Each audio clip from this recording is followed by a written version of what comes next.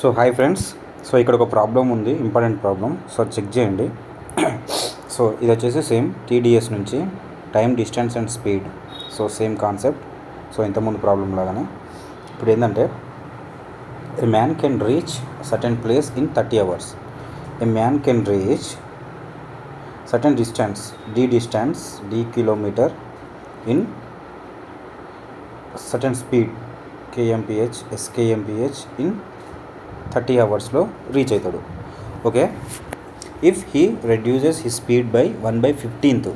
So ఇప్పుడు ఏదైతే certain distance ఇస్తుందో దీన్ని 1/15 రెడ్యూస్ చేసిండు.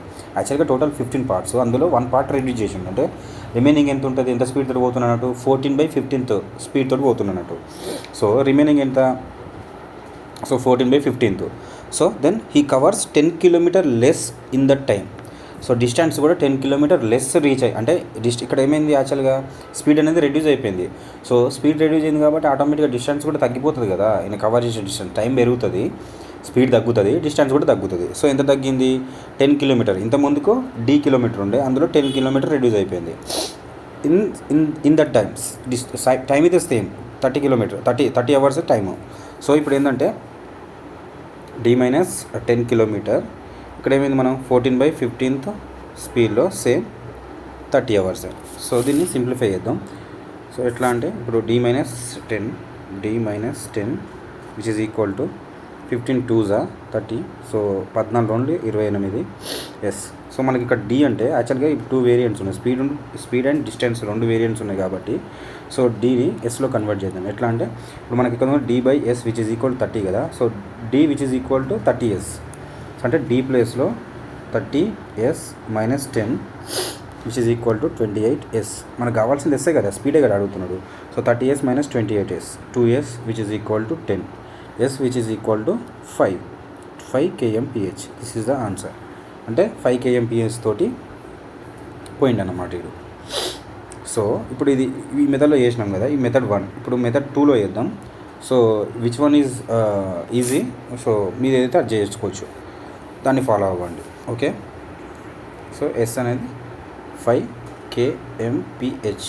ఓకే, ఇప్పుడు M2 వచ్చేసి మెథడ్ 2 వచ్చేసి ఏంటంటే, సో ఇక్కడ మనకి ఇచ్చేసిండు 30 hours. 30 hours అనేది టైం అనేది సో రెండు అంటే ఇప్పుడు 2 డిఫరెంట్ సిచ్యువేషన్స్ ఉన్నాయి.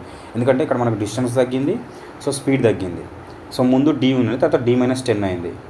స్పీడ్ వచ్చేసి ఫస్ట్ 15th స్పీడ్ ఉంటే తర్వాత 14 స్పీడే ఉన్నది, అంటే 1% రెడ్యూస్ అయిపోయింది కదా, 1 part రెడ్యూస్ అయిపోయింది. సో ఇప్పుడు ఏంటంటే ఇప్పుడు ఇక్కడ కాన్స్టెంట్ ఉన్నది టైం మాత్రమే.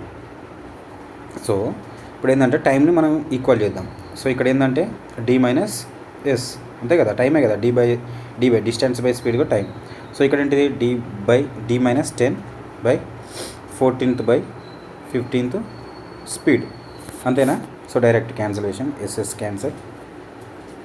ఓకే, ఇక్కడ ఏమైంది 14/15d which is equal to d-10. Okay, 10 which is equal to d-14/15d. So 15d - 14d 1d d/15. So d which is equal to 150 kilometer. మనకు d వచ్చింది, బట్ మన అడిగింది d కాదు, speed. So d150 by time ఎంత, time మనకి ఇచ్చింది కదా 30, 3 5s 50. So 5 kmph. So మీ ఇట్లనే వస్తుంది మీకు. ఏ మెథడ్ ఇది మెథడ్ 2 అండ్ ఇది మెథడ్ 1. మీకు ఏదంటే అది ఈజీగా ఉంటే అది చేసేసుకోండి. ఓకేనా, ఇంతే సింపుల్. ఇంకా చాలా మెథడ్స్ ఉంటాయి, మనం ఎట్లనైనా చేసి క్వశ్చన్ తీసుకురావచ్చు.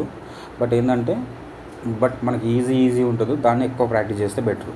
బట్ ఒక మెథడ్, ఇప్పుడు మల్టిపుల్ మెథడ్స్ మనకు వచ్చి ఉన్నదనుకోండి, సో ఒక సిచ్యువేషన్లో మనం ఎగ్జామ్ రాసే టైంలో ఒక మెథడ్ రాకపోయినా కూడా ఇంకో మెథడ్ త్రూ వెళ్ళేటట్టు ఉండాలి అట్లా. ఓకేనా, థ్యాంక్ యూ.